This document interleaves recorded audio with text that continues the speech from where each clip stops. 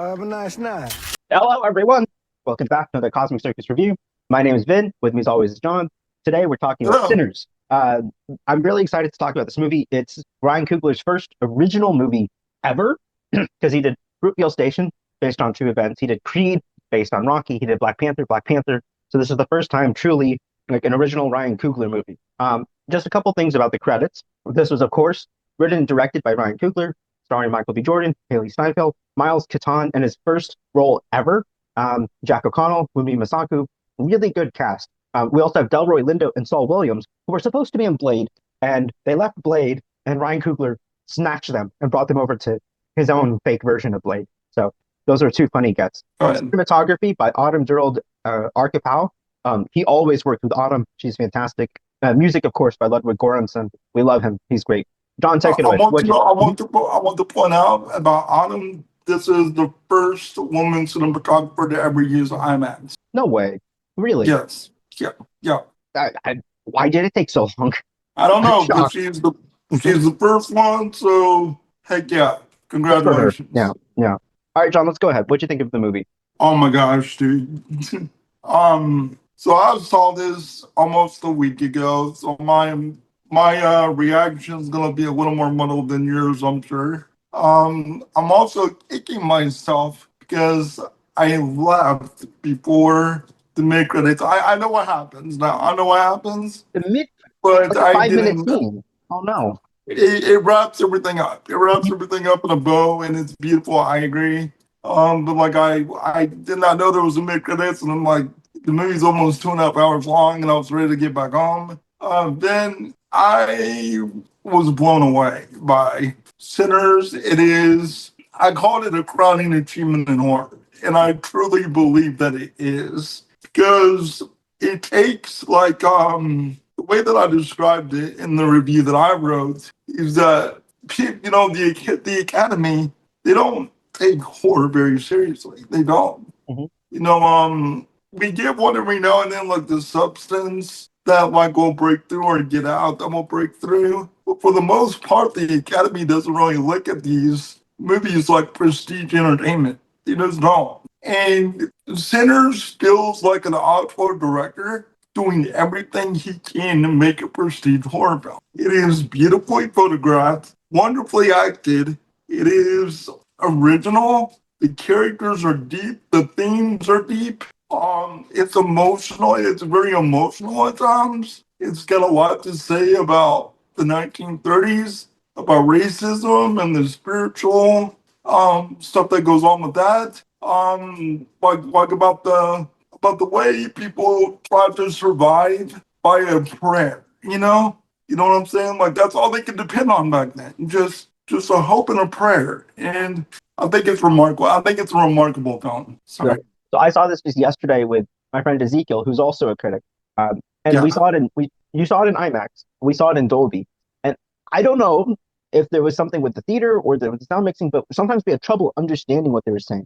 It's not because of the accent so much; it's just something about the audio. We couldn't understand that sometimes, and both of us walked away saying that this is a very good movie, but we don't quite understand the 5-star reviews that it's getting. Because if you look at our letterbox, a lot of our mutuals are giving it 5 stars, 5 stars, 5 stars, and I thought it was very good, but I don't understand quite why it's resonating so deeply.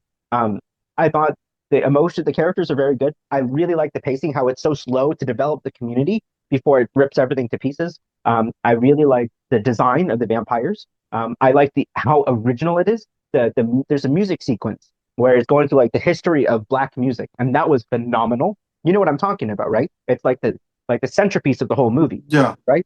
That stuff is phenomenal. It's really Yeah. fantastic how this is such a great original movie, totally original, completely. But you're saying the themes are deep, and I didn't feel any deep themes here that I haven't gotten already from something else. Like I think it's a lot more deep than you probably give it credit for. But what I possibly, will yeah. tell you is, the fact that you have to understand one thing. You're also going to see it as the surprise. Like it was a lot of the critics that went into this a week ago. Like even myself. I was expecting a good film. I didn't expect it to be as rich and as it was. I liked Wakanda Forever. I didn't love it. I didn't love Wakanda Forever. And this just completely just like hit me like a, like I felt like I got T-boned by a car. I just wasn't ready for what he was going to give me. Uh, Horror films generally don't go as character driven as they are in this, or as like cinematography rich as they are in this yeah, film. like Like this they is like a real drama. it is a real drama, and not only just that, you almost forget you're in a vampire movie for about an hour. Definitely, Like, definitely. you know what I'm saying? Hmm. You're in it for about an hour or more, and it's just you're with characters that you like. You're with like all these personalities like Delroy Lindo and Annie, which Dewumi Masako is amazing in this film. Very good, very good. She's an powerhouse character in this film. You don't usually get these kind of dynamics or this kind of approach with horror. I don't remember, like, I'm not saying that, like, horror cannot be great. It can be. There is great horror films, but I've never seen a filmmaker in years approach horror in this kind of way. I've never seen a studio do it this way. This is a $90 million horror film, man. 90 Like million, really? it's staggering. I didn't think the Yeah, budget was so low. Wow. it is a $90 million horror film. But the And CGI the looks so fact amazing. that It looks so good. it looks so, but even at 90 million, it is staggering that there's a $90 million horror film right now. Sure, sure. Like they don't throw that kind of money behind horror. Like generally ever, and it feels like just such an amazing product Yeah. for what they did. Now I understand like going into it after like all the holy crap reactions, It was very, and very then like overhyped for us. Yeah. having your like mind thinking that you're about to walk into like I don't know, like just Citizen Kane. I'm sure that's kind of like part of the problem, but dude, it's very rich. It's a very deep film, And and like all Ryan Coogler movies, it's so well made. The cinematography looks gorgeous. yeah, The landscape shots look amazing, and the sound design and the music blow you away. The sound design is so amazing, and all the little details, all the there's hidden secrets in the music, and the sound design is like whispers and oh God, it's really amazing what they I mean, created for this Ben, audiovisual experience. it's a horror film. It's a drama. It's kind of a musical. It's weirdly a musical. Like Mhm. you totally caught me off guard that it's kind of a musical. There's a sequence where I can't talk about it, but my jaw hit the floor. There's just one scene that just goes so bold. It goes so bold. And I was like, I can't believe this is happening right now. I Yeah, can't. yeah, yeah, And definitely. you know what I'm talking about? Like, Yeah, yeah, it's the show. It's a show-stopping moment. Yeah. it's a show-stopping sequence, and I was like, I just came out of it going, how does this movie exist? Mhm. How? Like, how did anybody? How do you take a Coyote versus Acme and just drop it into the pit Uh-huh. of hell, Mhm. but give $90 million to this film with all the things that it has in it? I mean, I'm not angry about it. I'm very happy that it happened, but I'm just so shocked that it happened, and I'm very grateful that it did. So yeah, I agree with you for sure. I think for us it was overhyped by the time we went to see it. Um, and that's probably true. Yeah, it's a very good movie, but I think I would only give it 4 out of 5. Not a lot of people I know are giving it 5 out of 5, and I don't think it's quite there for me. I would see it one more time now that Mhm. the hype in your brain is gone, and Yeah, if you yeah, go back in and just take the film for what it is yeah. instead of what like instead of going in with like all those preconceived like opinions in And your like we were head. talking about before recording, I saw it in Dolby, and nearby there's the IMAX 70 millimeter that I have a chance to Yeah, go to. So if I can get to see that, I would love to see it a second time in that, I think. But it does feel a little bit long, I think, because the first half is pretty slow, just setting up all the characters. And then by the time the action starts happening, it resolves pretty quickly, actually. Um, that kind of caught me off guard. It feels like it's two-thirds setup and then just explosion, explosion, explosion, and the movie ends. I don't think so because like it feels like he took it in a very Dust Till Dawn kind of way. I don't know if you ever saw from Dust Till Dawn. No, I know, but I've heard the comparisons. It is. very similar to From Dusk Till Dawn. Like, not really like the same kind of like themes and storytelling and all that, but like the one area in the that like Quentin Tarantino and Robert Rodriguez did with that film is that like you're kind of in a crime drama for about an hour before anything happens. Mhm. Before anything happens, you almost forget that you're in a vampire film just like this. You're just with two brothers as they're doing crazy things, and Oh, then they really? just So that's pretty stumble into the similar. rock. Yeah, yeah, yeah. Well, similar but like different. Mhm, This is like the difference between like From Dusk Till Dawn and this is that this has a lot more soul, mhm, in my opinion. Like just because Ryan Coogler put a lot of his self into it, like a lot of his history and a lot of the a lot of the faith that like a lot of that community like depended on, you know, through history, like mhm. trying to because dude, that's literally all anybody had back then. It's just a hope and a prayer to survive. Like there's one part where they're driving down the road talking about the fact that somebody Yeah, the got lynching. hung and castrated. Yeah, Yeah, they got hung and castrated, and just for no reason. And there was nothing they could do about it. yeah. There was nothing they could do about it. And I think it's very deep, man. You got to go back again and watch it, man. I'm I telling just you. I'm when telling you you. watch it, did you have trouble hearing them or understanding them? Was it a sound mix problem for you, I think or that's an was it IMAX good? problem. I think it's an IMAX problem because some people do it better, some people do it worse. With Because we saw it in IMAX, when Dolby. you're In Dolby, shooting it, it's still, but the sequence, most of the movie is filmed with IMAX. The IMAX audio can distort sometimes. Like, and you go back and watch Tenet, yeah, for example. yeah. That's why almost every Christopher Nolan movie out there, there's complaints about the audio. Wow, I didn't know it's because of the camera or the Yeah, microphone. it's a camera problem. Interesting. Yeah, Huh. Anyway, good movie. I really applaud getting like original cinema like this. John, you said it's your favorite of the year, right? So far.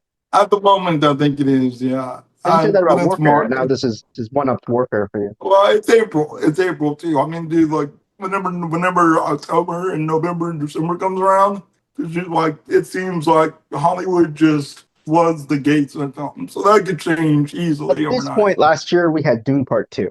I'm just saying And I think this is the Dune Part Two of like 2025 right now. those are big words. Wow, that's a big statement. I'm dead serious. Well, the reason why I say that is that it's beautifully shot, ambitious in storytelling. It's a genre defining film. I think it is the Dune of 2025 at the moment. That could change. That could change easily in the next 6 months, but at the moment, I think it is. Okay, okay, good conversation. Anything else you want to say? I mean, you I just have to say again, the music, the sound design, the acting, phenomenal. I think the writing, I just needed a little bit. For me, I thought maybe the themes, the message could have gone a little bit deeper, showed us something a little bit more, a little new. But also the cultural representation, the way that they talk is so specific, and the crowd that we saw it with, like they were fully in tune with it, and they were laughing at like all the jokes. It's a funny movie. There's really funny, and sometimes not even in the it's writing, really good. it's sometimes not even the writing, it's the performances and it's what they chose to capture with the camera. And that brings so much humor to it. And it's, I guess it's such a great movie because there's romance to it. There's so many complex emotions between the characters. There's beautiful cinematography, great music, great sound design. It's so well made. I just think for the message and the themes, um, I, I think it didn't quite tell me something new. And that's kind of where I felt it fell a little bit short. But maybe if I watch it again, maybe I'll find something new. Do you mind elaborating on that? Like what you think it is about it that's not brand new to you, or like I mean, it kind of felt like all the main characters are like, people of color. The bad guys are the white guys connected to the Ku Klux Klan. It's like, okay, we get that. And I felt it didn't. And then also with my friend, we were talking about how the one who spreads it to the group is the one who's lighter skinned. And that's a little bit on the nose also a little bit. Hailee Steinfeld. She's the one who spreads it into the group. And it was like, I don't know. I felt some of the themes. Maybe we just need to watch it again and think about it some more. I don't know. I don't know if that was really what they were trying to say with Right, that. Though. right, Like right. But it's there to I be don't. interpreted. It's there to be interpreted, but I don't genuinely. I don't believe that's what they were trying to say. To me, it was like And they comment on Hailee Um, Steinfeld's on the fact that she's lighter skinned. They comment on that many times in the movie, and then she's the one who spreads it to the group. yeah, but I mean, at the same time, I mean, there's one person in the film. Hmm. Well, it's in the trailer. I'm just gonna say, smoke. Hmm. Smoke changes too, and like but at the After end of the her. film, Hmm. they're together and they're in a relationship long term. So we need to put a spoiler tag at the beginning of this probably, but because like then I just felt like if you want to interpret it that way, you could go further and say that it's saying something negative about interracial. Because they stayed together and they like he stayed in sin throughout his life, and I don't think that's exactly what they're trying to say in the I film. agree. I don't think that's what his I intention was, but genuinely it's believe there. Yeah. I genuinely believe the movie is about just the way that I feel about it. If I may go a little deeper Yes. into it, is that all the hate and anger in that time could be interpreted as being jaded by it all, Okay. being jaded, and then just going it like letting it define how you feel for the rest of your life. Like if she herself, Haley Steinfeld's character, didn't have a sense of belonging with anyone. She wasn't really white. She wasn't really black. They comment on that throughout the film, and it's like almost like that feeling of not belonging pushed her into an area of violence. Okay. It made her a victim. Like she volunteered to go. She volunteered to go out there Hmm. and talk with them because she was the only one that could, Hmm. and they got her killed. Hmm. So I think it's just the fact that I think the violence is an allegory in a way Okay. of people just not belonging, not feeling like they like exist in a world, and like how I just think it's deeper, man. I really do. I Okay. think I it believe is. you. I believe you. And And I think I, that and maybe I I, and just need to give it I, another chance. and the other thing, like you know, I'm not, I used to be a Christian like a long time ago. Like, I used to be, but I'm still kind of spiritual. Like I don't know if you know what I mean by that. Like I I'm still absolutely know what you spiritual. mean. Like It's still, I know what you mean. Yeah. I believe in I believe in ghosts. I believe in things like that. I've had experiences that I can't explain.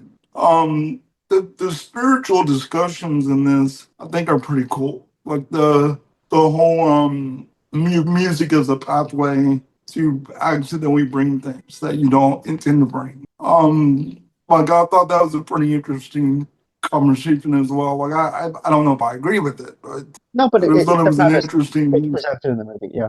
yeah, but I don't know. I thought it was pretty Uh, interesting film. So by the way, also remember that there's also an end credit scene. So there's the mid credits, and there's another scene at the very, very end. Yeah. yeah, and that end of it, like where he's singing like a gospel song, and he looks great. He doesn't look like he's, but then like here's the funny thing, Ben, and I kind of talk about it in the I talk about it in the review that I had that like there's so many faith based films that are not good at all, Hmm. like at all. Hmm. And somebody can make an argument that Ryan Coogler made a better Hmm. faith-based movie, like accidentally through horror than any faith-based movie out there. I mean, it's an interesting theme. I've never thought about it this way, but if you look at his body of work, spirituality is an important part. Look at Black Panther. That's a big part of those movies, what they believe Yeah, in, their faith, right? the The ancestral mythology. plane and all that. Yeah, yeah. Mm. So I think that could be really interesting, an interesting lens to see his work. Um, he always has themes about fathers, about legacy, about community, but I've never thought about religion and spirituality in his work. That could be interesting and a nice way to go back and look at Fruitvale Station and Creed.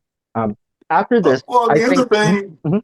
Oh yeah, yeah. Go ahead. Sorry. No, no, no. I was going to move on to something else. Go on. What are you saying? Well, the other thing is like I'm also noticing a similar trend with like Black Panther one in this film because like Black Panther one was extremely high, and then it came out, and then like about 3 days later, people were commenting, this was not the greatest comic Oh boy. film ever made. I think Black You Panther know what one's I'm pretty. saying? I think it's pretty exceptional. It's incredible. It's Yeah, the still a great production film. design, Still a the great film. music, it's a pretty basic story, I think.